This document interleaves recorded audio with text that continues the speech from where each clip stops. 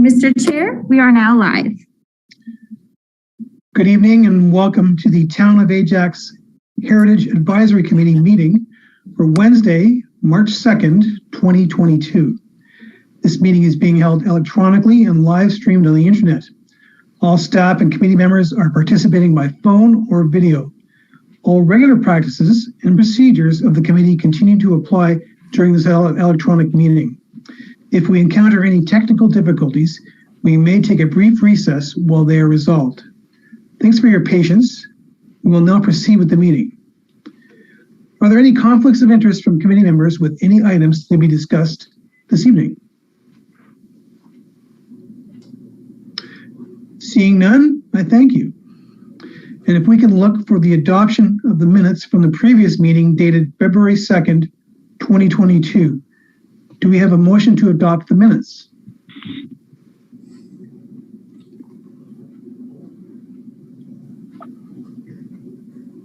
Go ahead. So let's move by. So we have someone to move it. I'll move it. Stephen, very good. Seconded? Second. By Beverly, thank you. All those in favor? That looks like it's carried. So now we'll move to item 4 on your agenda, presentations and discussion items. First off, we have 4.1, the Ontario Housing Affordability Task Force, and it'll be spoken to by Mike. Go ahead, sir.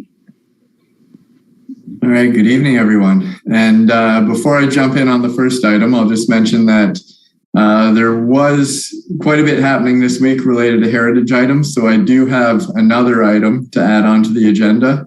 And if everyone's all right with it, I'll just roll into it from my last item. All right. So everyone can see the presentation fine? Okay. All right, so the first item, as mentioned by the chair, is the Ontario Housing Affordability Task Force. And a link was sent out with the agenda this week, and I hope everybody had the opportunity to take a quick look at the report. So just in the way of a brief summary, this report was released a few weeks ago on February 7th, and the Housing Affordability Task Force was really asked to come up with different means of actionable and concrete solutions to help solve the housing affordability issue in Ontario. And the report was said to include advice from municipal leaders, planners, unions, developers, builders, the financial sector, academics, think tanks, and housing advocates. So I think anybody who read through the report probably learned very quickly. It may have been, a little slanted towards developers, builders, that sort of thing. Yeah. There was reference to some, consultation with planners. Generally, that wasn't municipal planners.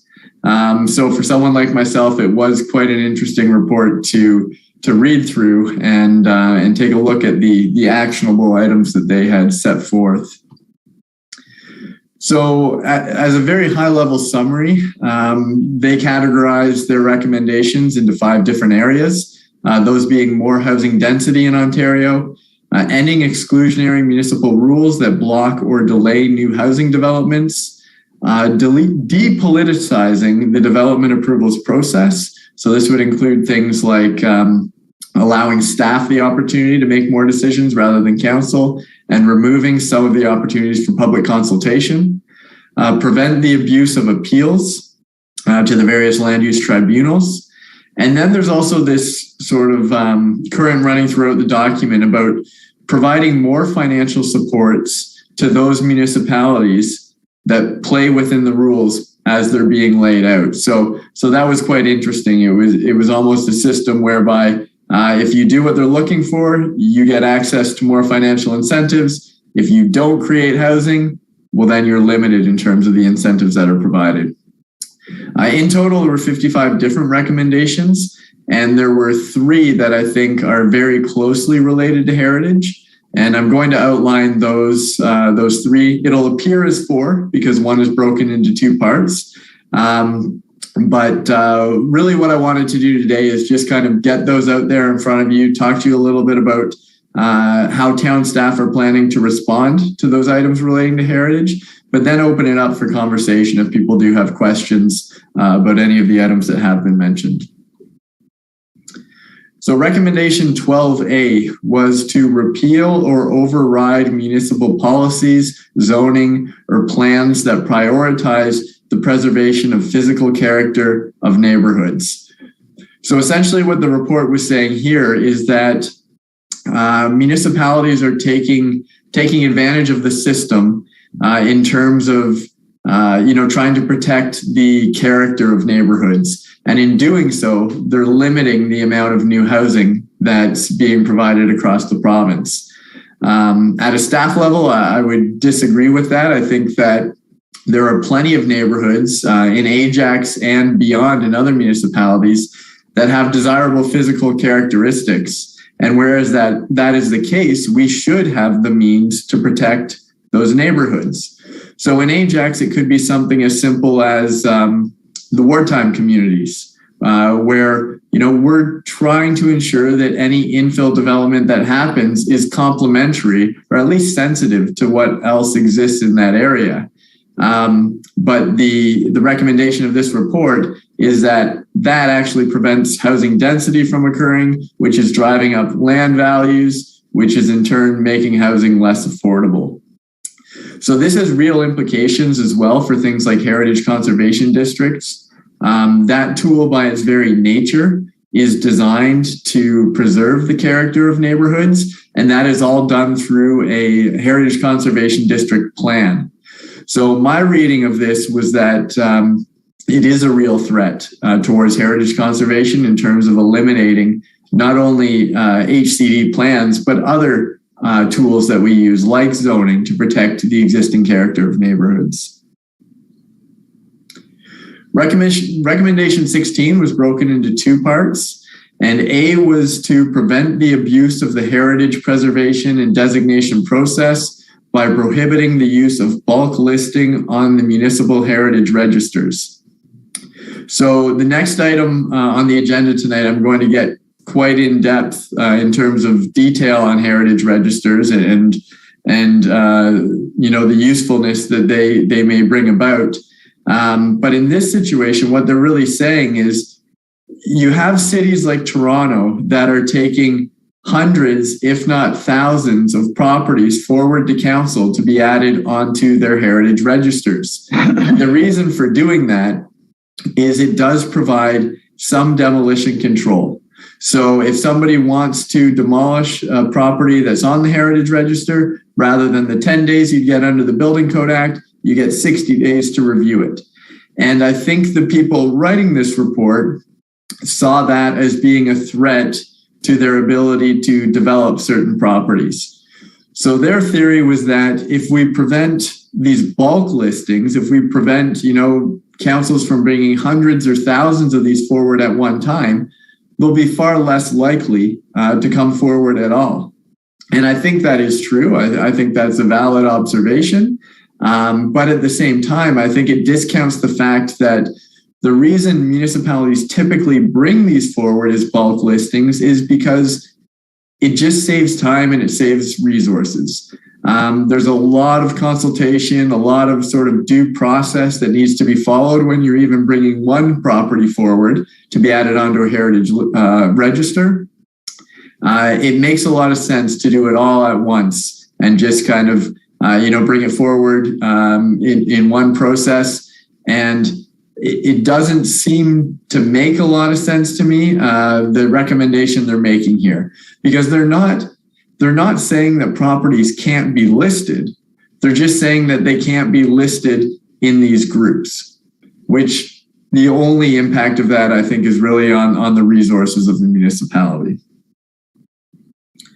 Recommendation 16B is to prevent the abuse of the heritage preservation designation process by prohibiting reactive heritage designations after a Planning Act development application has been filed. So I think what they're alluding to here is certain situations in numerous municipalities where a development application works its way through the system, is very far along. It might be months or weeks away from the final approvals. And then out of nowhere, a heritage designation comes about and puts an end to all that work that has been done. So I can absolutely understand the concerns with that sort of thing happening. However, the Ontario Heritage Act was just amended last year, and some of the amendments that were made were specifically to prevent municipalities from being able to carry out these types of late stage designations. So we already have timeframes clearly in place that say if it's any beyond 90 days, for example, from a official plan amendment, you can't move forward with a designation.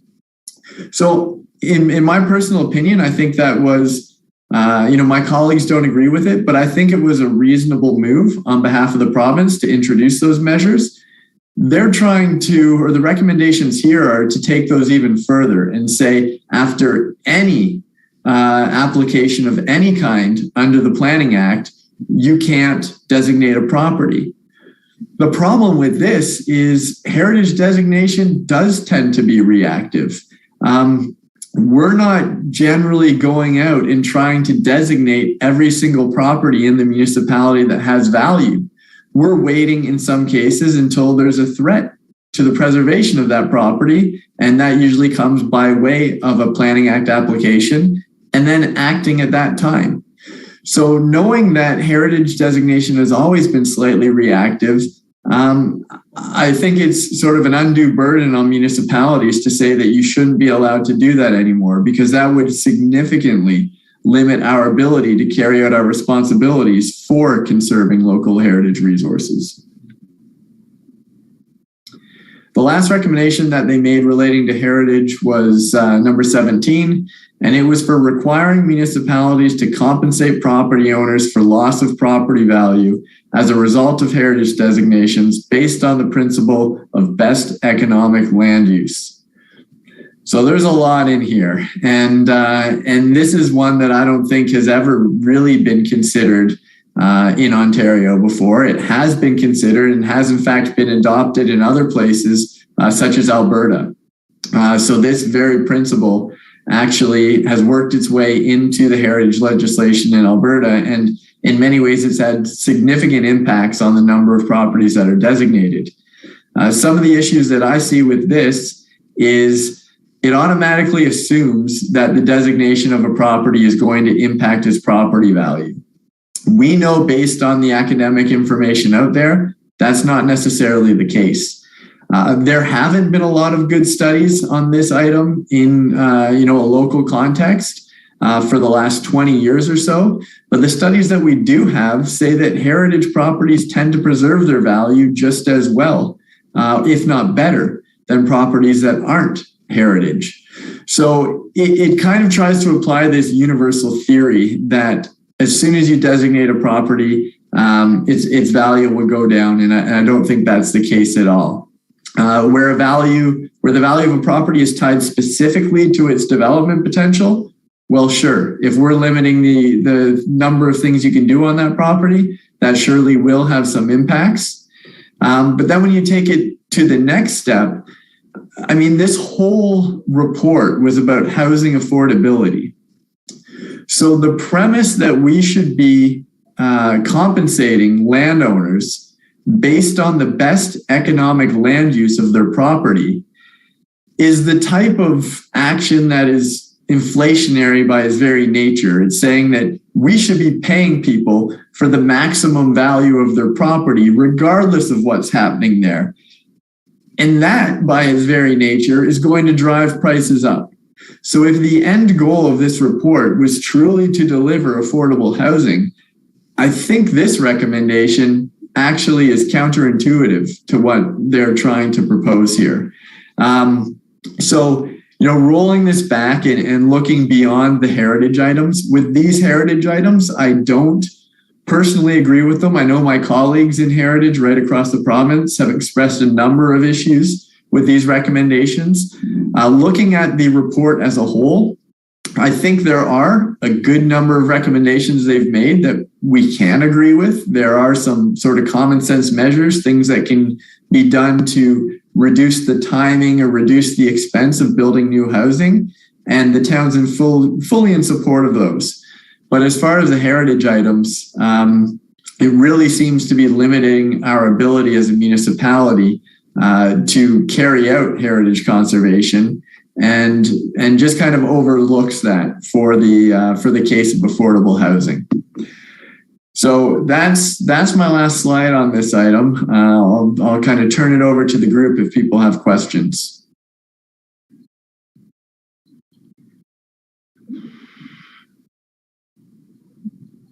Anything? All right. All right, we'll move along then to the next item. Oh. Pam, did you have something? You're muted.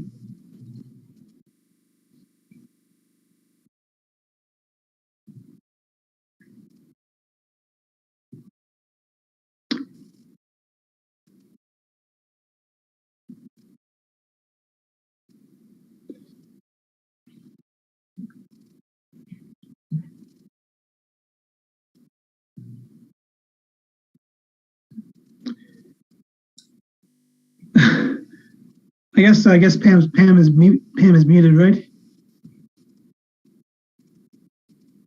Yeah, I'm not able to hear Pam. Yeah, Pam, we didn't get you. Okay. No worries. Okay. All right, so we'll move along then.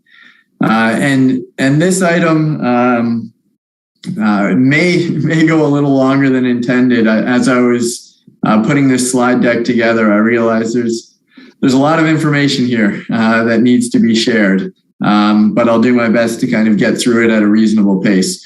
So this item is the addition of non-designated properties to the Heritage Register. This is one that we've spoken to at length in the past on various occasions, but there has been some movement recently that has encouraged staff to take another look at this and consider bringing this item back to council. So as a quick recap for everyone, and we on the committee know this, but properties can be designated in Ontario in two different ways. One is Part 4 of the Act, which is individual designations, and we have 31 of those individual designations in town. We also have the ability to designate as a heritage conservation district. We have one district in Pickering Village, and that district contains 56 different properties. So under the Ontario Heritage Act, each municipality is required to maintain a directory of their designated heritage properties, and this is called their Heritage Register. In 2005, the Act was amended to allow municipalities to also add non-designated properties to their Heritage Register. And what this would do was this would give that added element of protection from demolition for those properties. So as I previously mentioned, rather than 10 days under the Ontario Building Code to review a demolition, the municipality would be given 60 days if those properties were included on the Heritage Register. To get a sense of how valuable and useful a tool this is, I think it is interesting to look at GTA municipalities and those that actually do include non-designated properties on the register. And when you look through it, all the big municipalities in the GTA, and I've got these ordered here in terms of their population, but you'll also see most of the municipalities in Durham Region, right down to a lot of the smaller municipalities, all include non-designated heritage properties on their register. I would say purely because of that demolition control and the advantages that it offers. When you look at the GTA municipalities that do not include non-designated properties on their heritage register, it's us and it's Brock Township. That's it. We're the only ones. So I think that's quite telling in terms of the value of this tool and why we should be considering it. As an aside, Brock Township has said very clearly that they're only interested in heritage buildings that the municipality owns. So they don't really have much of a reason for a heritage register that includes non-designated properties. In Ajax, we're a little bit different. I think we do want to preserve properties in some cases that we don't own. So this would be quite a valuable tool for us. Because we don't have non-designated properties on our heritage register, we have to maintain what we call the heritage inventory. So this is our listing of all of the non-designated properties that we think have value. We found a way to make this function very similar to a heritage register. And I think we've done that out of necessity, but the reality remains that we have no demolition control for these properties despite being on our heritage inventory. And the heritage inventory currently includes 115 properties, and those have all been added by staff by way of consultation with the Heritage Advisory Committee in the past.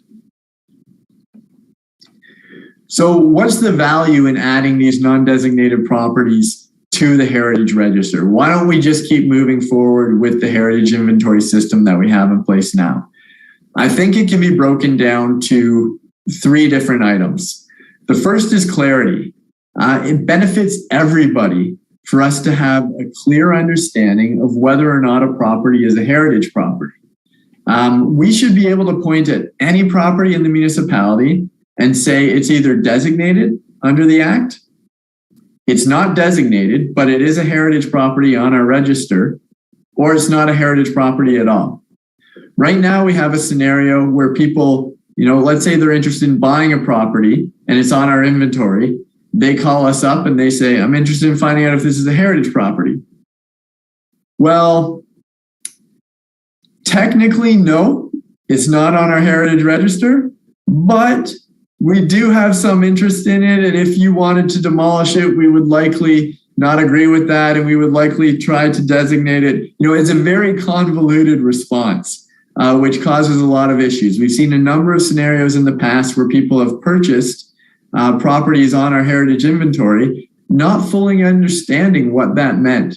So if we had these included on our heritage register, it would be very clear to somebody purchasing a property. They would call us up and we would say, yes, it's not designated under the Act, but it is included on our heritage register. And this is what that means for you. So in terms of clarity, it offers a lot of advantages. There's also accountability. So I think it's quite reasonable to think when we're dealing with the heritage status of a property, that's a fairly major decision. And that is a decision that council should be involved in. Council should be the authority on determining whether or not a property is considered a heritage property. Right now, that's not the case. We have this informal heritage inventory and staff can add to it, staff can remove from it. None of this goes through council because it's purely an administrative tool. So moving these properties onto the heritage register really would help in terms of the accountability and making sure that we had a good process in place when properties were being considered either to be included or to be removed. And the last item I have on here is just the benefits it offers in terms of process. So right now, processing demolition permits for properties on our heritage inventory is very cumbersome because it's more complicated and it's more resource intensive than it needs to be. And the next slide, I'll attempt to provide a little more information on what exactly I'm referring to here.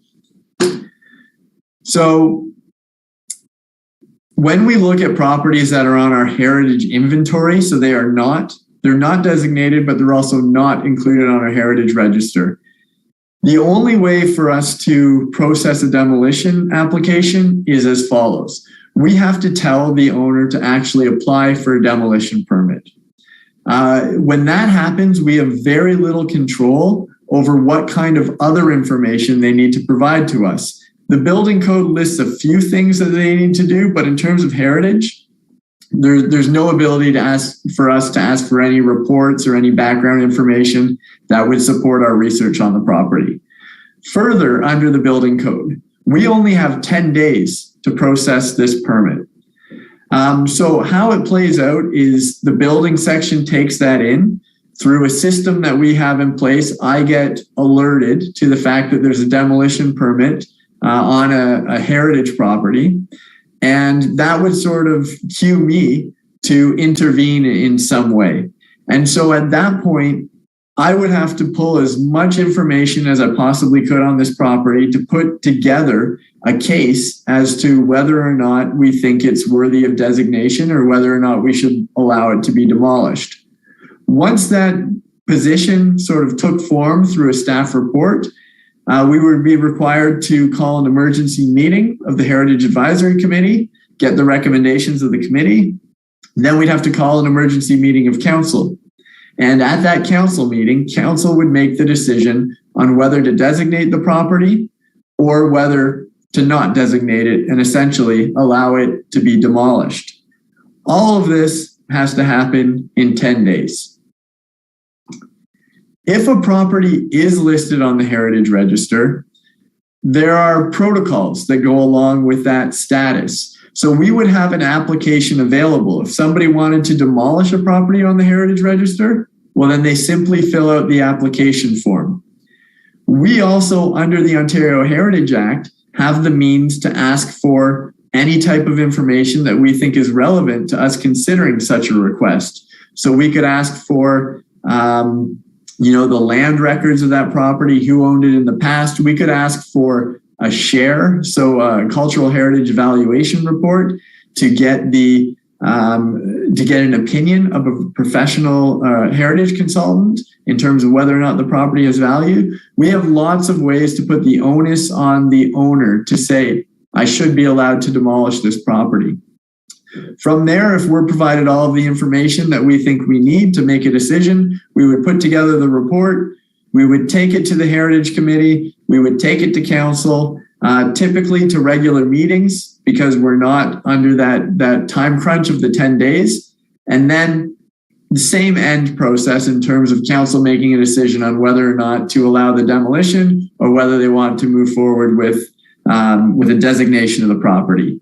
The major difference is, in this case, we have the full 60 days and we have the information that we require at our fingertips to make those decisions. So quite a large difference in terms of dealing with demolition permits. And based on the item I've added to the agenda today, we'll get a sense of, just how important this truly is.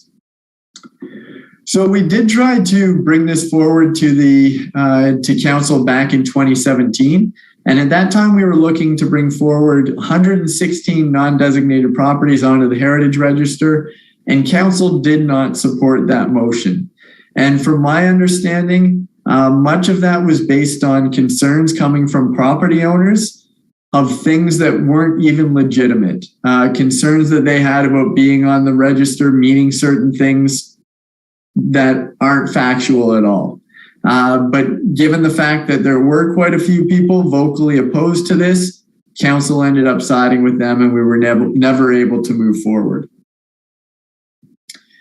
So at this point, I'm thinking we're sort of at the point where it's a good time to bring this back to council and try to get them to add non-designated properties to the Heritage Register. As part of this, I've re-examined that list of 116 properties and whittled it down to about 65 properties. And I'll speak more directly to the reason for that in a moment. But one of the reasons why this is so important goes back to the presentation that I just gave on the Ontario Housing Affordability Task Force. You'll recall that one of their recommendations was to remove the ability to bulk list properties, which is essentially what we're trying to do by adding all of these properties to our Heritage Register. Now, there's no guarantee that this is going to be approved at the provincial level and will filter down to us anytime soon, but it may. We're not sure. So I think it's in our best interest to take this back to council. It is a different council than the last time we brought it forward in 2017.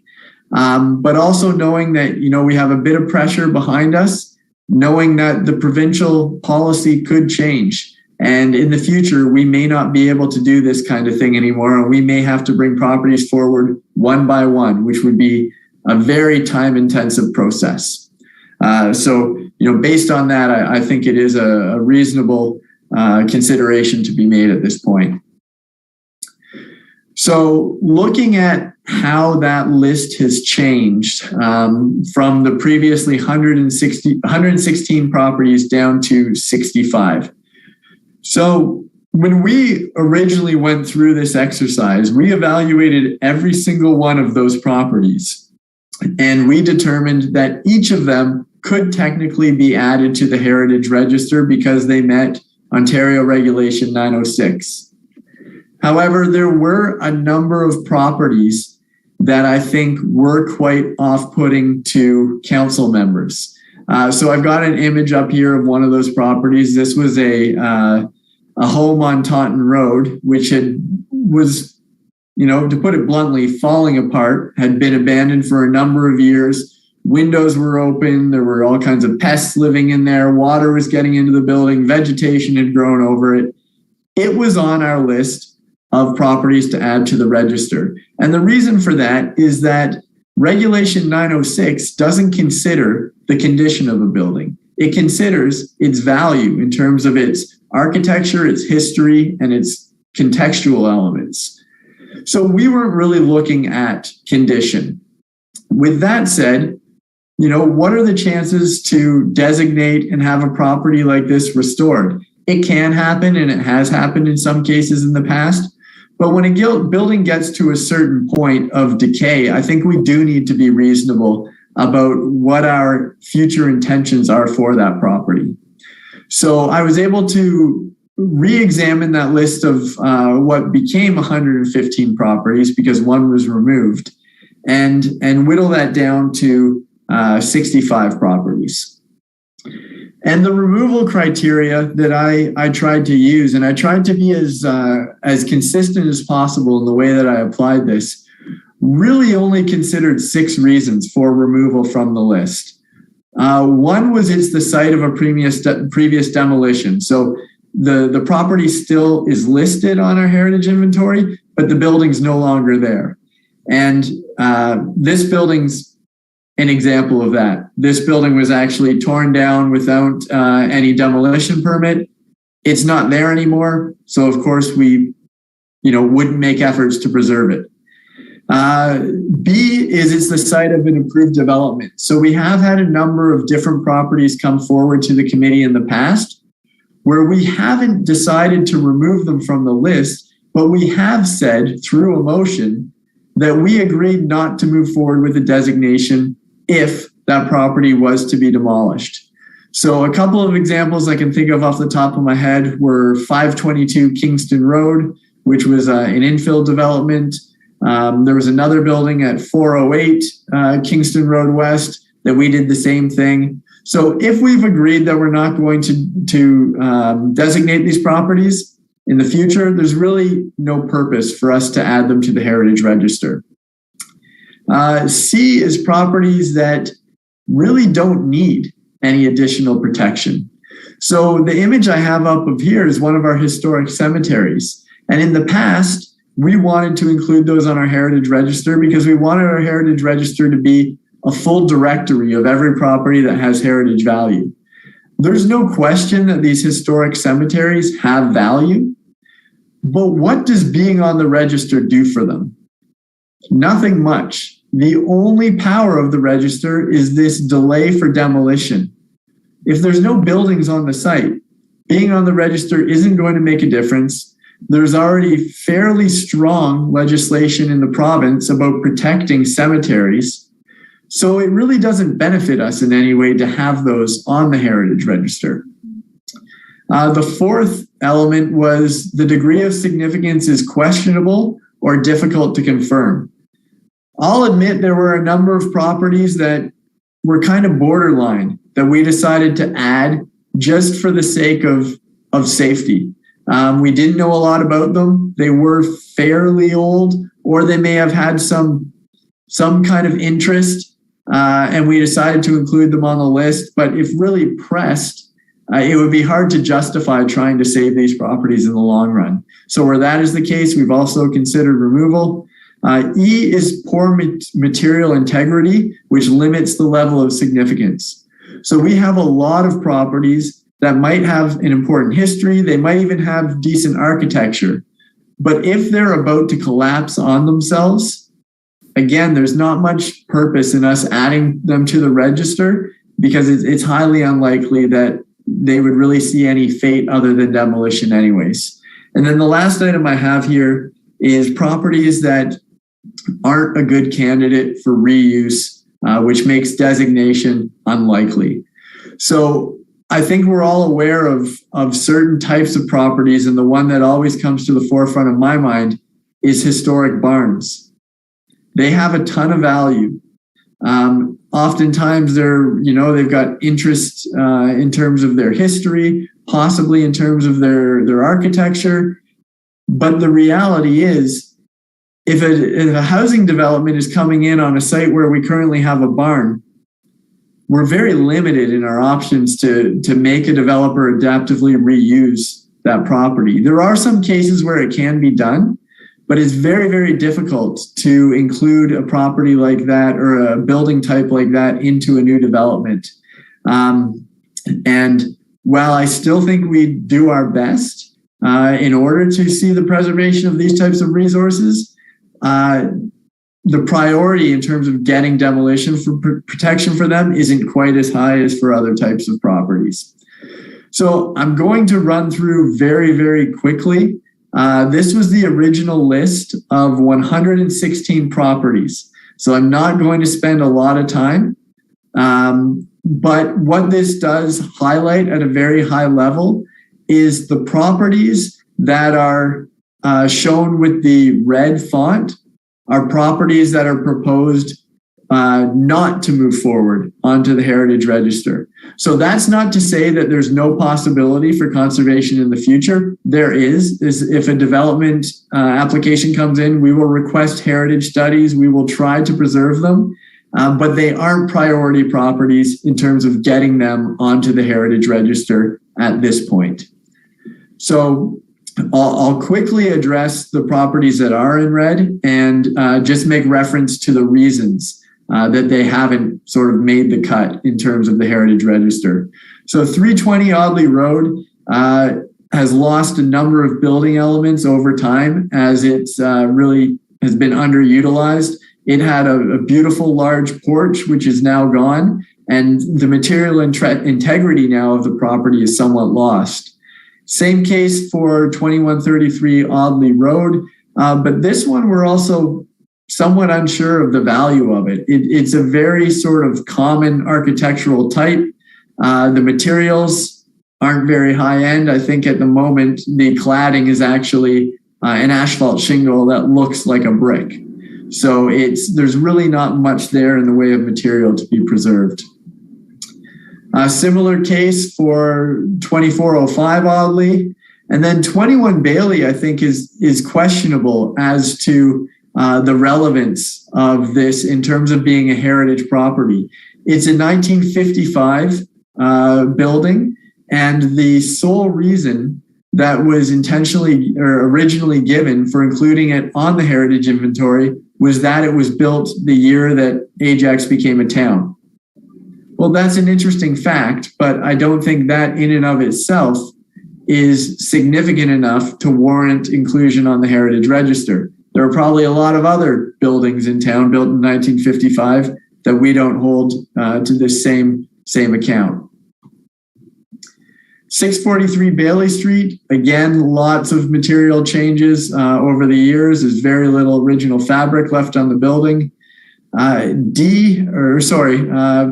3 to 73 Cedar Street was originally included on the heritage inventory because it was believed that this was workers' housing for the DIL workers. Well, doing a little bit of research later on, we realized that wasn't the case at all. These units weren't built until 1954, and they were built purely as rental units with nothing to do with DIL. So, not a lot of heritage or historic significance for that property. 27 Church Street North. It's an older property built in 1934, but limited interest in terms of its heritage value. 1070 Church Street North is a property right across from where Workman's Circle was. And it's very similar in terms of having a number of these small cottages, most of which have been significantly adapted over time, and they've kind of lost that integrity. At the same time, would we ever really be able to designate a property like this? What would the use be in the future of having all of these small buildings? Similar to Workman's Circle, I don't think that there really would be a case there in terms of preserving it. So that's been removed from the list. 1641 Church Street North. This is a property that we spoke about recently, and it was determined that it has, a consultant's report determined that it has had a number of alterations over the years, and it wasn't actually as old as they thought it may have been. So that one, again, we question its heritage value. 1757 Church Street North is the Pine Ridge Cemetery. It was included because there are some pioneer burials there that have been moved from another site. Interesting, but does it warrant inclusion on the Heritage Register? I don't think so. And again, it's a cemetery, so the demolition control that's offered through the register really has no value on a cemetery.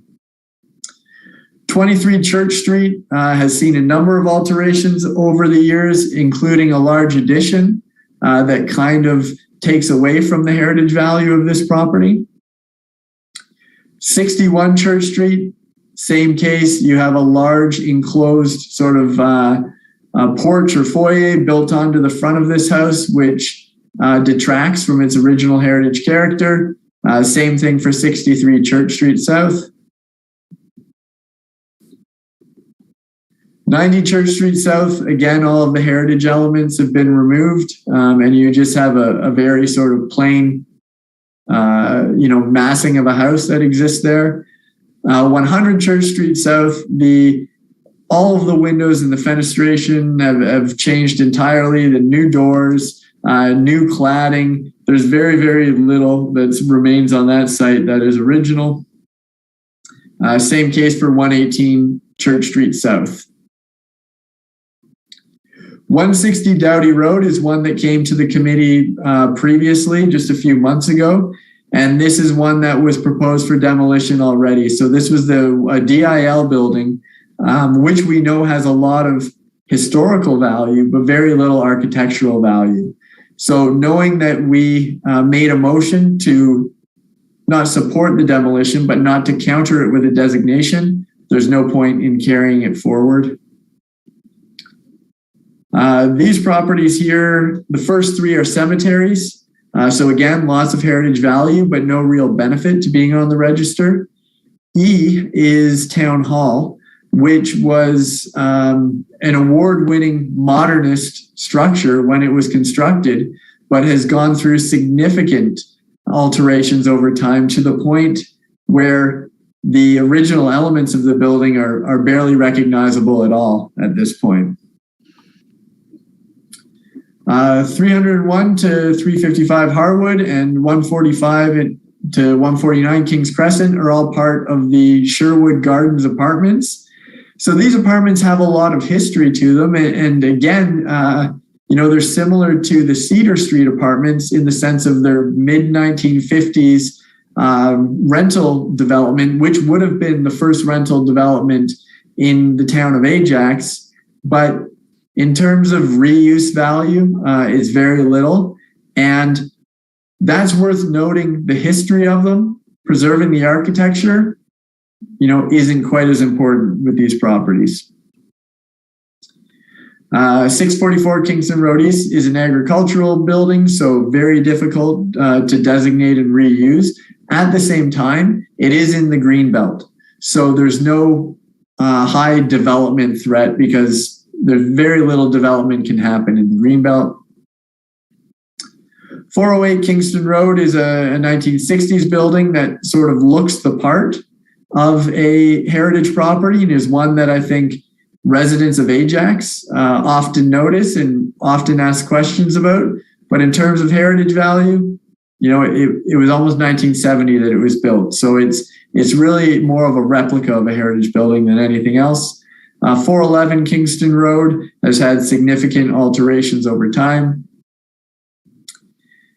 489 Kingston Road is a 1962 building, which was included on the inventory originally because the designer of that house also was an architect who worked on a commemorative feature at the Lincoln Road School.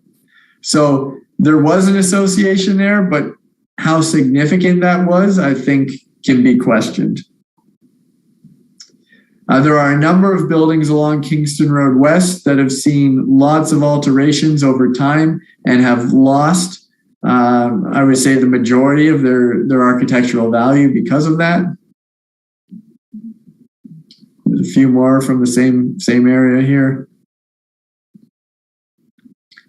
536 doesn't really stand out in terms of historical or architectural value, but it really was on the cusp of those types of properties that we considered valuable during our first go at the Heritage Register. That era of, post-war 1945 to 1955, when the town became a town, we decided to include most of those properties that we came across, but I think there's questionable value to a number of them, including this one.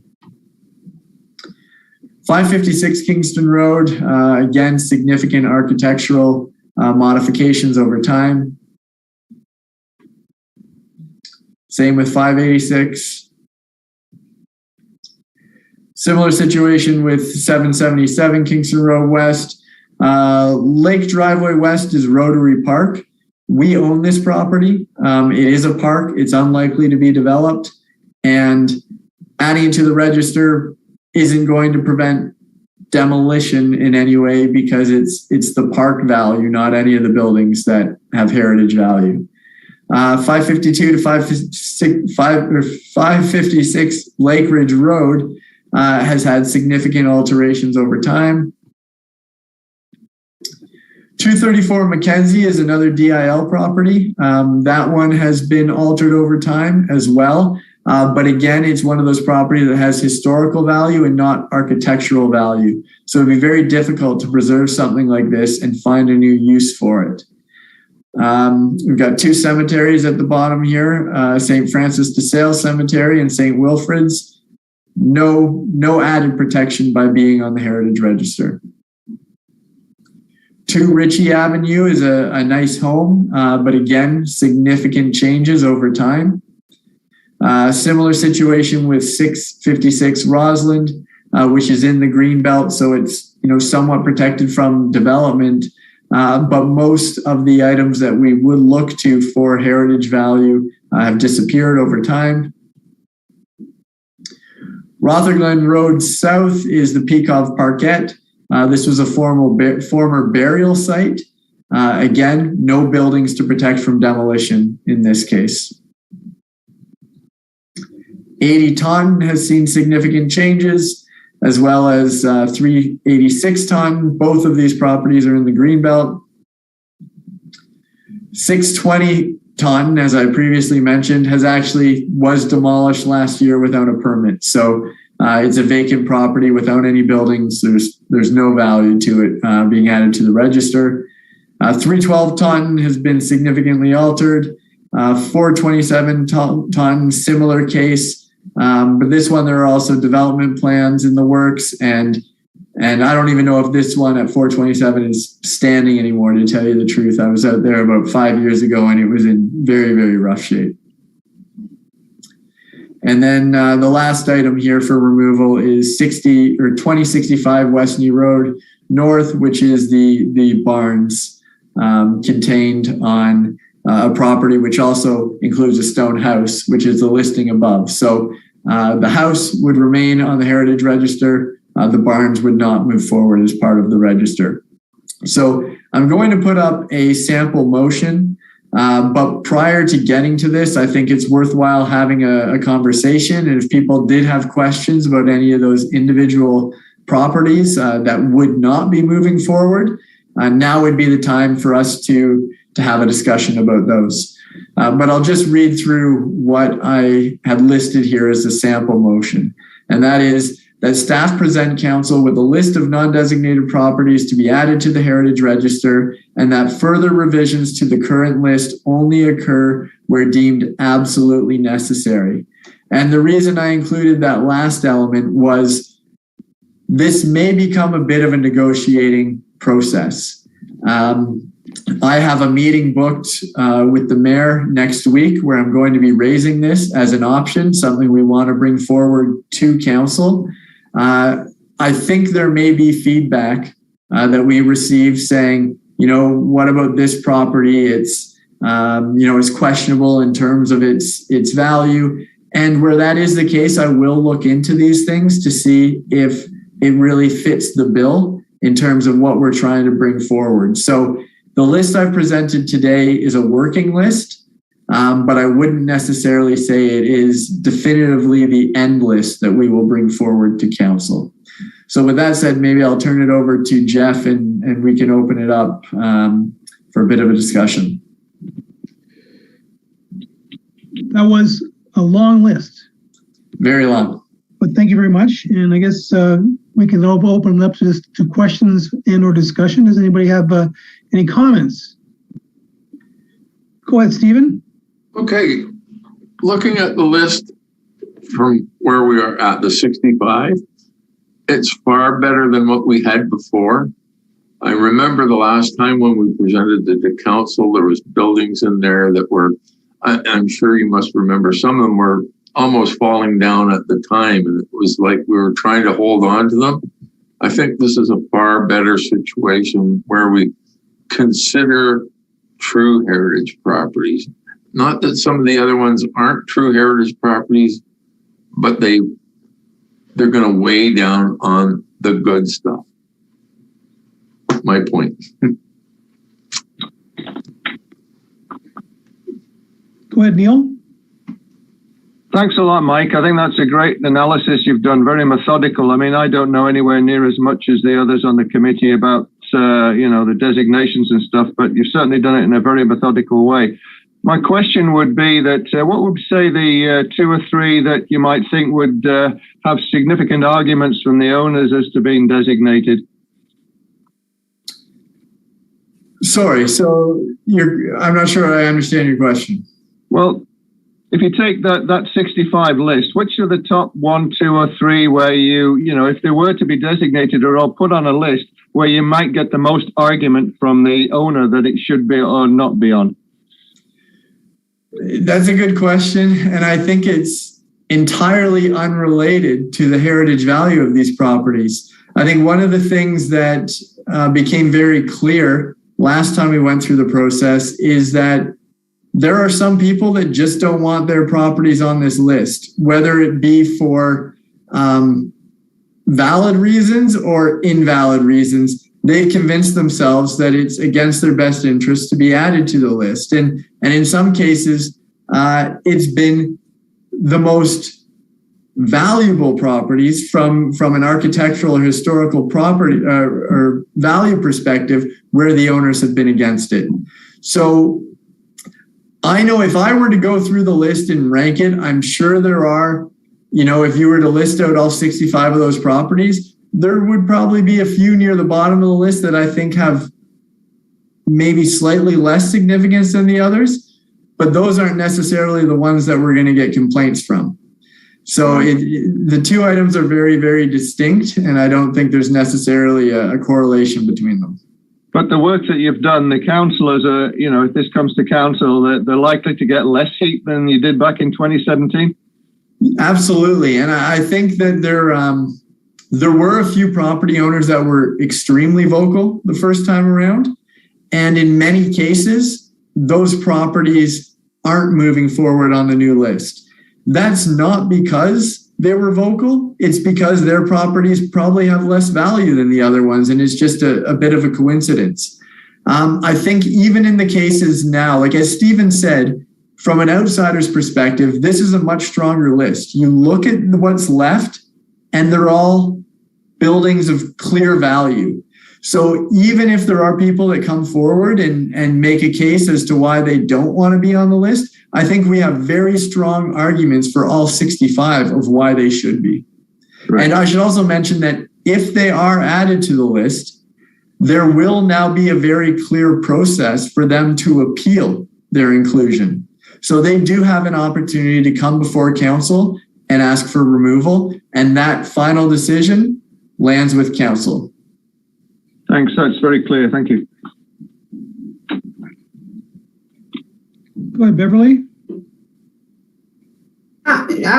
Mike, at the very beginning, you were talking about somebody phoning you and asking if they're on a designated list or inventory. How would they even know? Is there something we register on title saying, look, hey, you're on a register somewhere, or? No, so that's part of the problem. We have our informal heritage inventory, and we do our best to be transparent with that. We have it posted on our website, so it is accessible, but there's no status to that. That's just an administrative list that we use to say, hey, I think this property has some value. If you are on the heritage register, you are part of the heritage register. So every municipality has one. It's always posted online. It becomes very clear that you are on that heritage register. So one of the items we'll discuss tonight is a property that I brought up at the last meeting as well, 527 Kingston Road. And it was a property where a gentleman had an interest in buying it. And he said, is this a heritage property? Because I want to redevelop it. And I said, well, it's not designated. It's not on our heritage register as a non-designated property, but it is on our heritage inventory. Well, what does that mean? Nothing. Like we're in this wishy-washy state where the province has given us the clear ability to add these properties to the heritage register, which is why basically every municipality has done this. We have chosen for some reason not to. And that's created this really, really difficult system, not just for us, but for transparency and clarity of people that want to buy properties as well. They're feeling the effects of us not having this system in place. So I think it's really in everybody's best interest for this to move forward. Are we allowed to sort of put some sort of, not easement or, something on title to say that you're of interest, or? No, the only way to get something on title is to actually designate the property under the act. So that's a pretty heavy hand in terms of, wanting to become involved. And of course, there are situations where we should do that. There's properties of such value that we need to move to that stage of designation so that we're fully involved in managing the property moving forward. But the act is very clear. We have two tools available to us. Designation, which is registered on title, and then listing, which isn't registered on title, but at least, they're part of our official register. So it's not always important for somebody to come back to you and say, hey, are we on it? They could just go ahead and do what they want. And then we as watchdogs in the community are watching those ones we're interested in. And if we see something to happen, then we bring it forward. Yeah, and even the ones that are non-designated and on the heritage register, we have very little control over, because as I mentioned, the only power that gives us is in the case of demolition. We could have a non-designated property on the heritage register, and somebody could go and take historic wooden windows out and put in vinyl windows, and we wouldn't be able to do anything about it because they're not designated. So that's one of those misinterpretations about being listed on the heritage register. People think it's the same as designation, where we do have control over replacing windows and all these sort of things. Very, very, very different tools. And we have very, very limited control over the non-designated properties, other than getting this extra time to consider designation. Okay.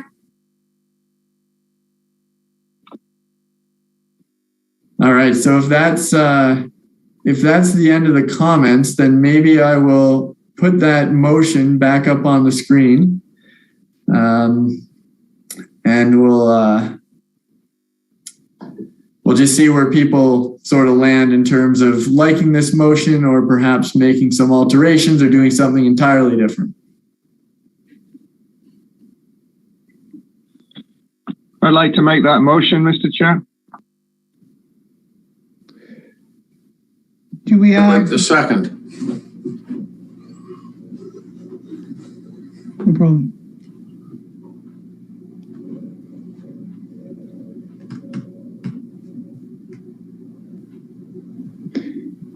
Any other comments about the motion, people? No, so I guess, do we have someone to move the motion? Sorry, go ahead, Neil. I would like to make the motion as presented by Michael and Stephen seconded it. Yeah, I'll second it. Good. Do we have someone to second? That would be Yeah. Stephen? Yeah. Very good. All in favor?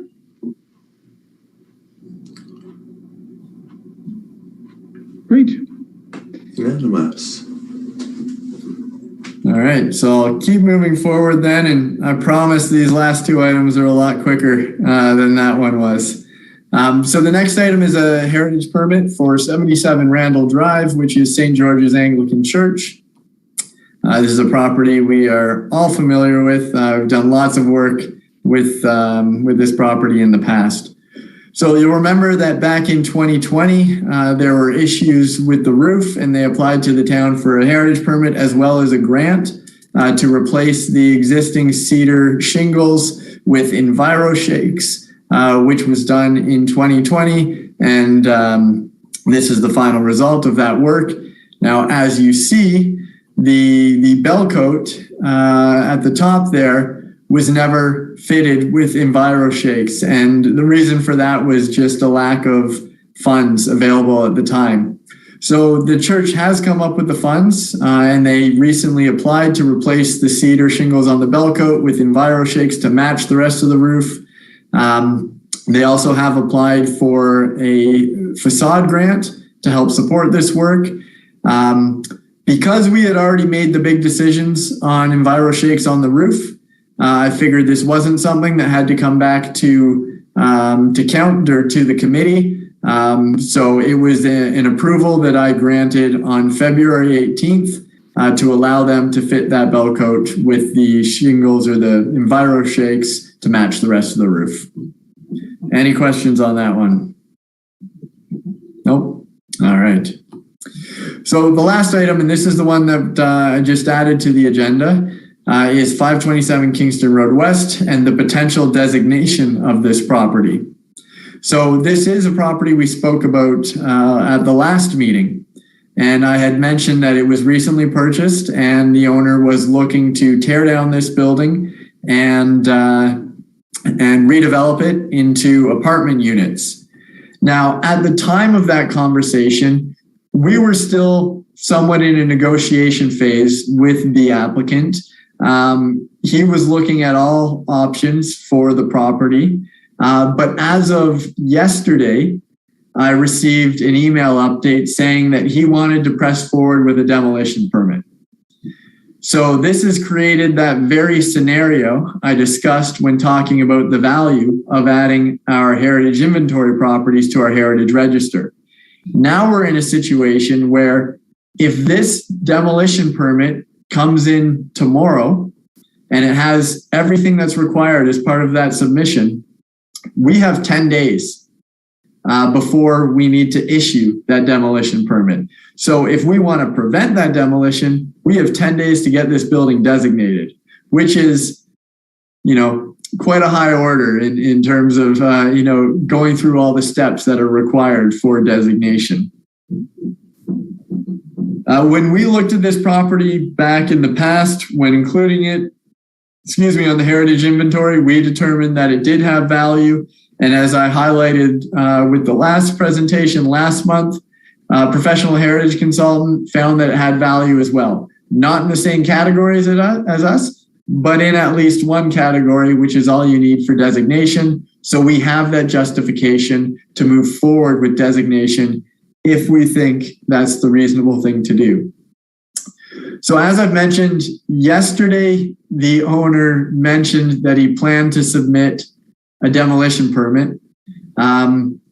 We did have further back and forth today through email, and now I'm not entirely sure if he's going to move forward immediately. I think he's starting to understand there may be some benefits to him not proceeding so quickly and to trying to negotiate more with the town. But the case remains. We may end up very soon in a position where we need to act very, very quickly.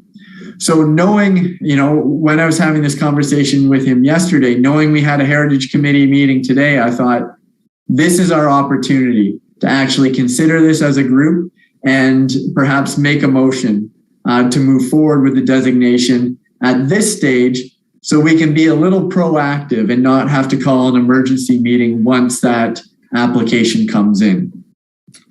So I've put together another sample motion here. As I always say, it's open to you guys whether or not you feel this is appropriate or you want to do something different or maybe not make a motion at all.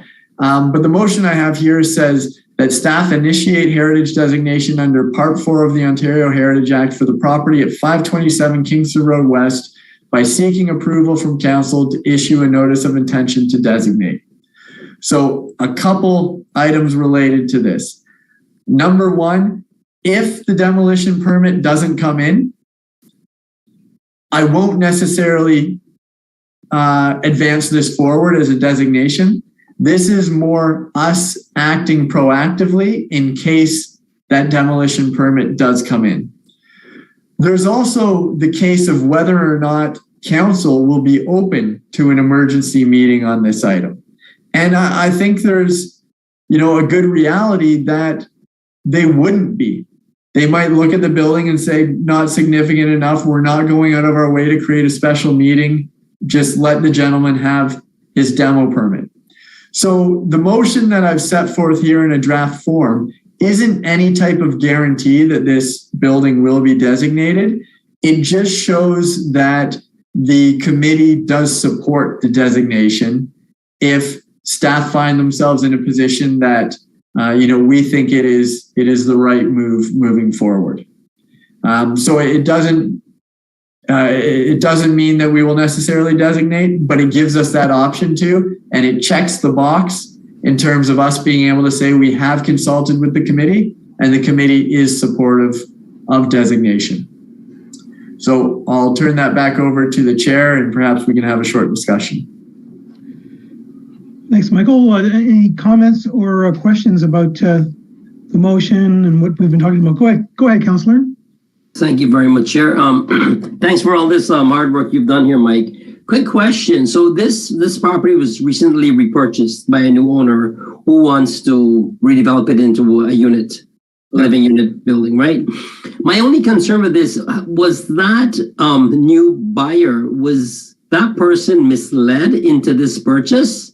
And I'm just concerned how that's if that's the case, by the seller, how does that reflect on us as a town, trying to move forward with encouraging investors into the town, right? So I'm trying to look at the big picture, how that's going to reflect on us if this person was misled or he came into this deal knowing exactly what he's getting into. Can you speak a bit more on that, please? Sure, absolutely. Yeah, I think we can clearly say he wasn't misled.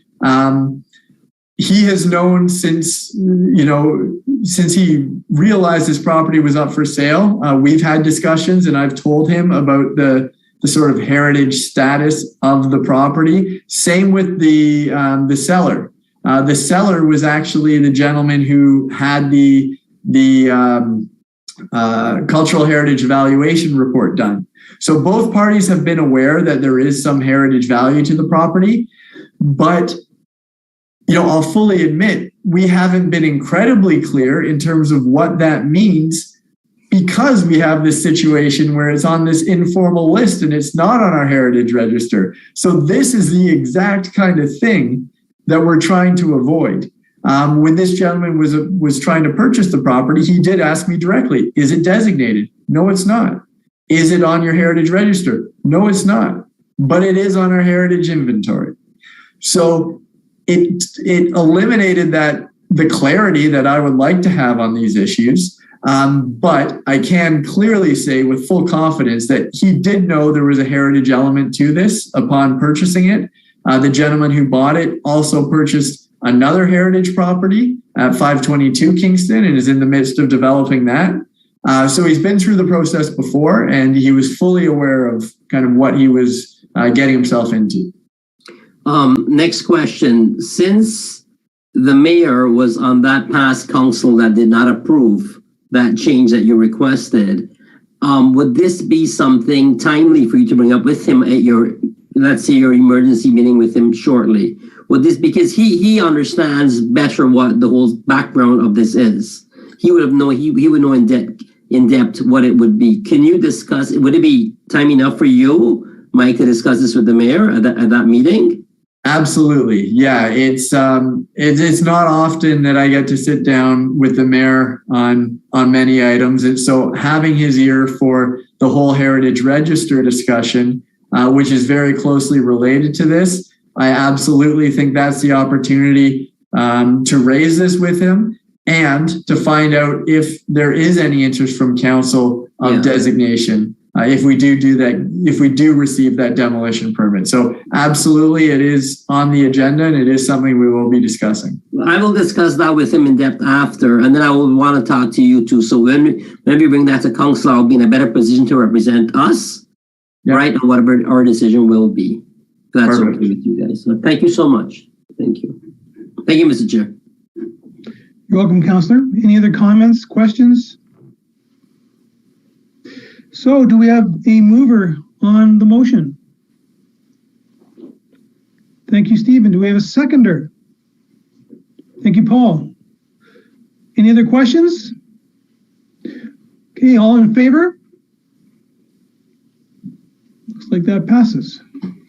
Thank you. Thank you, everyone. So the next thing we have is the Heritage video update. Unless you have anything else to add, Mike? Nope, nothing further. So we got an email a little while back that another one of our minutes has been put out there, and so we're very pleased to see that, and we'll keep making new ones. The latest one on Simcoe Point is almost done. I'll be sending that to you folks in the form of a Google Drive link, and you can make some final comments. And Pam, do you have anything to add? Oh, very good, very good. So that's the what's going on with videos. We're making progress and making impact. So moving to the next thing on our agenda. Excuse me, Jeff. Excuse me, Mr. Chair. Just a quick question. Those videos, are they only going on Facebook, or will they be on YouTube as well? I think they're just on Facebook, which is great. I mean, I just foresaw internal use only, so the fact that they're external is grand. Well, so, it's not okay as far as I'm concerned. I'm not in Facebook and never intend to be. YouTube, fine. Okay, well, I'll have to explore that further. But I mean, they're put on by the town, aren't they, Jeff? Yes, they are. Okay, that was really the question through you to Mike then. Go ahead, Mike. Sure. So through the chair, I'll follow up with communications. I believe some of them have been on YouTube in the past, but I'll confirm. And if we don't have any plans to get them onto YouTube, I'll make sure they are added to the town's channel. Thank you. Councillor? Thank you very much, Mr. Chair. So I was going to keep this for my update from council, but on last Monday's meeting, and on any other business and also on the advisory committee updates, I brought it up. And first of all, I really promoted Mr. Sawchuk and Ms. Moore, and what a fantastic job they're doing in leading these two committees. Second of all, I did promote that fantastic Heritage Minute video, and I told them, make sure you look for it. We do have a very strong communications team, so I do think this should go on to Twitter, Facebook, Instagram, and YouTube. I think all there will be is just a simple ask, and I think it will be done. So that's a fantastic suggestion, Neil. I know Mr. Sawchuk and Ms. Moore is gonna bring that up, and why not? It's fantastic. But I made sure I propped you guys up really big on the last Monday night meetings, because I was able to serve with Sarah on the accessibility committee for the first 2 years when Lisa was with you, and then we got to switch. So I get the best of both worlds and working with two great groups. So that's recorded, so you can check that out. I'm not making this up. So it was highly promoted and on a very high platform, if I may say. So thank you. Our next item is correspondence, and there might be some from Michael here. Yes, so there was one item I wanted to briefly discuss with the committee, and that was we received an offer from a gentleman who does history podcasts to do a podcast anywhere from 15 minutes to 40 minutes in length on the history of Ajax. The cost of this is only $250. And this gentleman does all of his own research, does all the work on his own, but then allows the town or the municipality to review it and just make sure that, everything's accurate, and that if they have any suggestions for material to be added, we would have that opportunity. So I'm working with the communications team right now to see if this is something we can take advantage of. $250 is a very limited sum to get a project or to get a piece that's 15 to 40 minutes long. And I have checked out this gentleman's website. I'll pass it along to the committee tomorrow because I don't have it on hand. But the end product seems very high quality, very well researched. So I'm quite looking forward to being able to pursue this. And like I said, I'll be able to share any progress as it comes in with the committee for feedback. Councillor? Thank you again. I'm sorry to be such a pest. Mike, when we do the history of Ajax, who approves the final products? Like, who is the qualified people we have on staff that will approve that the information is correct? And the only reason is because with all that mess and trouble we got into with the Langsdorff street changing, because, I took staff's advice and their stance. I don't know anything about the history until my job is to consult staff. And the way I was directed about Langsdorff, I went on the wrong side of that one. And it went as far as my life getting threatened. And I was, it was a hard time for me and other members on council for supporting the Langsdorff name change. I just want to make sure that, we made all kind of bad news and bad media. The question is, who really will go through this with a fine-tooth comb and making sure we do present the correct part of the right side of history for Ajax? Well, there's no formal process because this is quite a unique opportunity. But I think that it's something that I would go through. Communication staff would surely go through, and the Heritage Committee, as I've mentioned, would have an opportunity to review as well. So knowing that this gentleman does these projects for municipalities right across the country, I'm sure the access he has is to the most highly available materials. So things like history books provided by the town. So I don't suspect there's going to be a lot in there that's any different than the history that we, provide to our constituents ourselves. But we will have a team in place in order to look through it and make sure that, everything is appropriate. Please, because I personally had to experience, the wrath of being on the wrong side of a decision. And actually tomorrow the mayor and I are having a meeting about that again with other members. So, so it's just so sensitive. I didn't know. I got my heart full with our history, and I researched with staff, took staff's direction, and I guess I was, unfortunately, I think I was misled. So this is why because I'm living it still after 2 years. I just want to make sure that we are on the right side of this when we approve something to go in with our history. Sorry to be so finicky about it. It's just it's been a nightmare for me since that last situation with history. Thank you. Well, funny you should mention that, because item 6 is an update from council. Councillor Khan, do you have anything you'd like to share anything more you'd like to share with the committee? All about money. It's all about taxes, all about tolls. So let me start off with the good part. A few months ago, we brought to council, we were fighting to remove the tolls from Highway 412 and Highway 418. That was removed permanently, I think, from tomorrow. April. It's from April, yeah. So it will be removed. So I think that along with other municipalities and hard work, that Ajax was on part of the forefront of that, and I think it's a big win for us and for Durham region as a whole. I just want to go through we passed the budget on Monday briefly. We're going to have a very, very, very small increase. The town's part of the increase of the budget is 0.89%, one of the lowest that we've had. It's going to translate up to about $9 per $100,000 to the value of your house, right? So if your house, whatever your house's value per 100,000 is going to be like $9.76 per 100,000, the increase of your budget. But with that, one of the things that we did with the expansion of the town, we are able to employ 20 new firefighters for our town. Look at the way the town has expanded, and there has not been a hire of new firefighters. It was a big price tag on that, but it had to be done. And of course, being an elections year, we didn't want to do anything, but their lives are more important. Like, we have to protect our residents. That's one of the things. The other thing we're doing, we're making have you guys heard of the maker space for the library?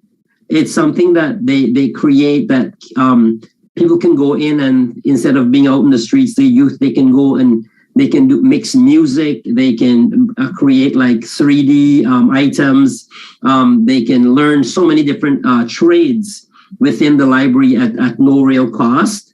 Things that we're putting things to keep our youth active, doing something constructive, keep them off the streets. We're putting money towards to expand winter control. What we had, that freak storm that we had on January 17th, that we're still getting yelled at for it, right? So, we're putting more money into our winter control. There's a lot of things that we were very sharp. Again, we only added what was a need to have for Ajax, not what we would like to have or what's nice to have, only what's needed to have. So I think we did an excellent job with the budget, and our town is growing, and I think we are probably the fastest growing municipality in Durham region right now, and we did promise about 5,000 jobs in our term. I think in year 3 of our term, we're past 5,000 jobs. So I think we're way ahead of the game, and we're doing good. I'm very proud to be on this team, and our mayor, he's good with numbers, and he's led us well with this. So I can go on and on, but I think that's enough information I can give you there. But remember, right, we won the tolls war, so we can drive on the 418 and 412 free by next month. So, and then the other part was about me bragging about how fantastic Mike and Sarah was, and the two teams, the Heritage Committee and the Accessibility Committee, and that fantastic video that we put forward. So that was what I brought that up when you brought up the Heritage Minute video. So yeah, that's it for me. Thank you, Councillor. Item number 7 is there any other business? Does anyone have any business to share?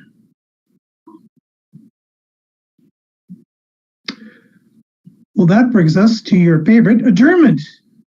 That includes our meeting. May I have a motion to adjourn? Thanks, Councillor. Can I have a seconder? Thank you, Stephen. All in favor? Thank you, everyone. Our next meeting is scheduled for Wednesday, April 6th, 2022. And this time it's scheduled as an electronic meeting. Thank you.